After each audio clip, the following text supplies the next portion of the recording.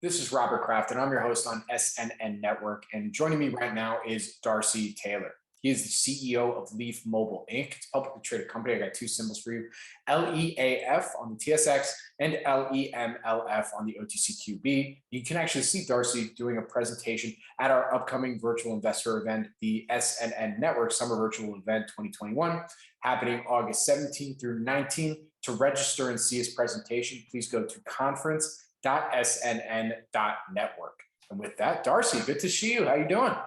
Very good. Yourself? Oh, can't complain here. We were talking a little about surfing offline, so hoping to get after it in a few days here. I hear you. Yeah, very good. All right. Well, we last did an interview together in April of this year. We actually published that on April 27, 2021. So, let's get an update. What would you say are some of the highlights since then? Well, I think the biggest highlight is that we released our first quarter results. It was a record quarter. We did 25.3 million in top line revenue and delivered 3 million in adjusted EBITDA. So off to a fabulous start in the first quarter, and looking to build further momentum through the rest of the year. Very good. So on that note, what would you say are some of the reasonings that you've seen for the growth and for some of that top line revenue? Well, I think firstly, obviously, we have a super strong portfolio right now of 10 games across our studio groups. So that has been, I'll say, the underpinning of growth.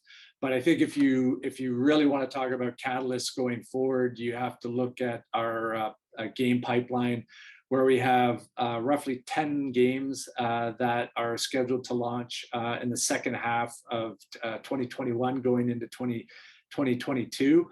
And we think these games are going to do equally well or better than our current portfolio that's delivering roughly 93 million on the last 12 months. So we think we have absolutely strong tailwinds. I will highlight one that was announced after the last time we talked. We signed an agreement with RuPaul and WoW Productions to bring RuPaul's Drag Race Superstar game out.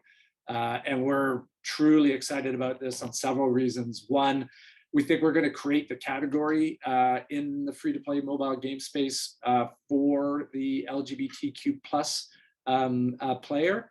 And to do that with RuPaul's Emmy award-winning show that's broadcast across 6 different countries, and to have basically the most recognizable figure in the LGBTQ space with RuPaul as a part of it, we think that's just a magic formula to have a tremendous game coming out in the fall.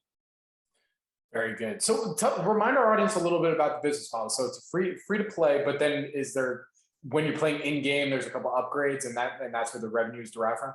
Yeah, absolutely. I mean, our games are driven on 2 revenue streams. One, in-app purchases, like you mentioned. You can level up, you can speed through the game, you can customize, add features. That's about 70% of our revenue, and then the rest of the revenue comes from ads or pay-to-click ads. So if you click the ads, you get benefits within the games. Our users usually fall into 2 categories. One, they either have a lot of time, or 2, they have a lot of money. So if you have time, usually they play for free and utilize the ads to move through the game in the way they choose to do so and improve it. Or if they don't have a lot of time and they have money, they utilize the in-app purchases to optimize or supplement their gameplay. So those are the main drivers of our our organic pillar of game publishing and development. But we also have our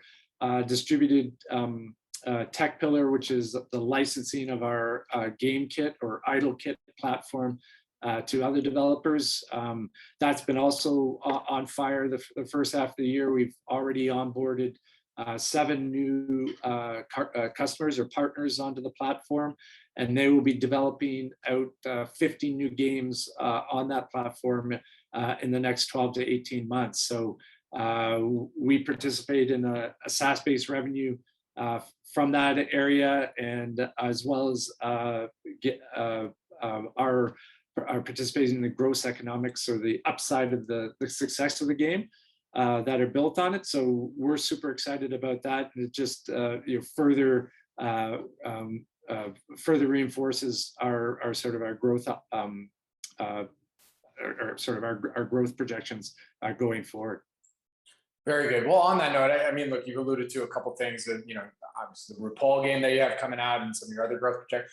But to kind of wrap up here, I asked the same question back in April, so let's do an update on this question as well.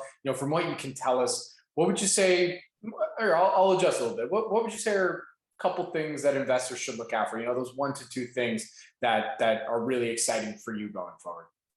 Yeah, I think if you're looking at it, our game pipeline, I mean, as I said earlier, 10 games now doing 93 million, 10 more games by the end of this year. I mean, you can do the quick napkin math on what we expect to do. Additionally, from that, the acceleration of partners onto our idle kit, that is the blue sky, or the thing that really gets investors excited, because it moves us or evolves us more to a game tech platform than a pure gaming company play. And then lastly, we've been quite acquisitive to date. I mean, we just closed our 3rd acquisition with Truly Social Games. M&A is still a major driver for our business and our diversification going forward. So I think of those 3 pieces working in concert together, we have an exciting future in 2021 and 2022. Very good. Well, Darcy, with that, where can our audience go and find more information to follow along the Leaf Mobile story? Yeah, best place to go is either to our website at leafmobile.io, or you can follow us on our Twitter handles. Best way to find that is to go to the website as well. And lastly, if you want to reach out to myself personally or through our IR firm, always welcome to talk to investors. Very good. Darcy, thank you so much for joining me today. I really do appreciate it. Good luck. Stay safe. I look forward to our next update.